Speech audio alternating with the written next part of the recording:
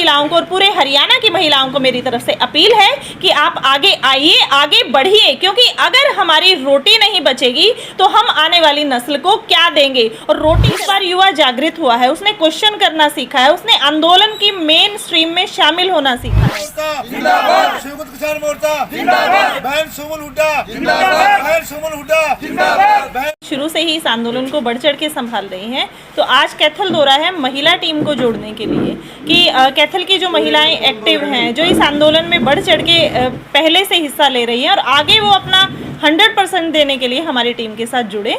और आज हमने कैथल की महिला प्रधान साहिल को नियुक्त किया है, तो उसी के लिए आज यहाँ का दौरा था। मैम कितने डिस्ट्रिक्ट में आपकी गठित होती है, मतलब हरियाणा में?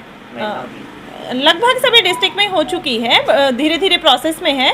और आज जो है कैथल में हमने दौरा किया, कल शायद रेवाड़ी का है, तो धीरे धीरे पूरी टीम जुड़ती जा रही है। कैथल की महिलाओं को और पूरे हरियाणा की महिलाओं को मेरी तरफ से अपील है कि आप आगे आइए, आगे बढ़िए, क्योंकि अगर हमारी रोटी नहीं बचेगी तो हम आने वाली नस्ल को क्या देंगे। और रोटी चलानी है औरत को, घर चलाना है औरत को, खर्चे सारे कंट्रोल करने हैं औरत को, खेत भी संभालना है मर्दों के बराबर में जाके औरत को। तो औरत को हर हाल में बाहर निकलना होगा, तो वो देरी ना करे और अपनी भागीदारी इस आंदोलन में सुनिश्चित करवाएं।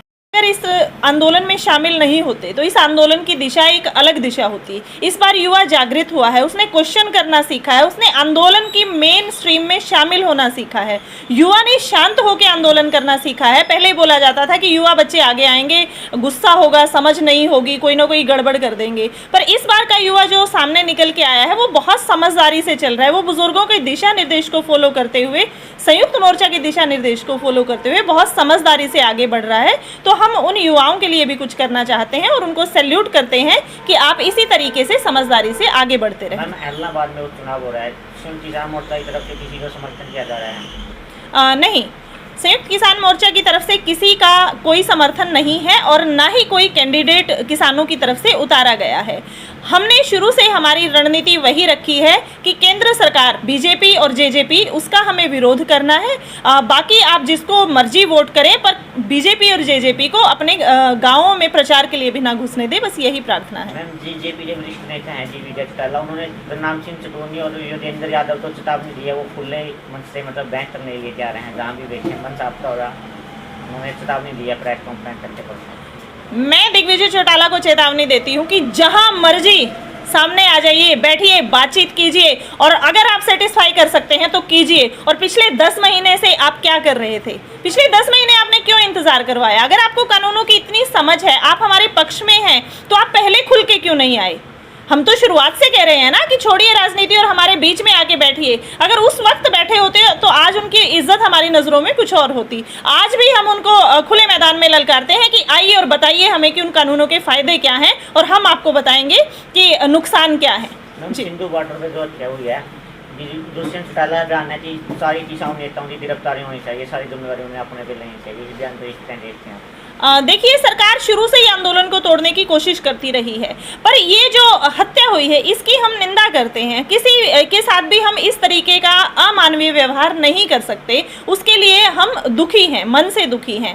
पर ये आंदोलन में की गई हत्या नहीं है, ये एक वर्ग विशेष की, जैसे निहंग परिवार था हमारा, उस परिवार में उनके धार्मिक ग्रंथ की बेअदबी की गई, तो उनसे वो बर्दाश्त नहीं हुआ। इसी बात को इन्होंने, सरकार ने धार्मिक मुद्दा बनाने की भी कोशिश की, पर वो इसमें भी कामयाब नहीं रही क्योंकि दलित दोनों हो गए। तो अब जो है सरकार कोई और नई चाल चलेगी। देखिए, पिछले 11 महीने से सरकार हर दिन नया पैंतरा फेंकती है, पर उसका वो पैंतरा कामयाब नहीं हो पाता। कारण क्या है? हमारे बुजुर्ग हमें समझाते हैं, हमारे युवा उनकी सीख पे चलते हैं और हम लोग हर चीज़ का समझदारी से सॉल्यूशन निकालते हैं। तो इस बार भी इस समस्या का भी कोई ना कोई हल जरूर निकलेगा। किसान नेताओं को पता ही नहीं है कि हुआ क्या, तो वो तो हाँ ठीक है, अगर कहीं कोई भी लड़ाई कराता है, किसी गांव में किसी का झगड़ा हो जाता है, इसका मतलब ये तो नहीं है कि वो पूरा गांव दोषी है। गांव को तो पता भी नहीं होगा शायद वो दो आपस में किस बात पे लड़ रहे हैं। तो मोर्चे पे अगर मतलब जो ये हत्या हुई है, इसका मोर्चे से लेना देना नहीं है। लेना देना मीन्स वो किसान आंदोलन को लेके नहीं हुई है कि किसानों की लड़ाई को लेके नहीं हुई है, वो उनकी कोई पर्सनल बातचीत थी जो धार्मिक ग्रंथ की बेअदबी निहंग भाइयों को सहन नहीं हुई, और वो जायज़ भी बनता है क्योंकि हर इंसान अपने धर्म के लिए अपनी मान्यता को सर्वोपरि रखता है।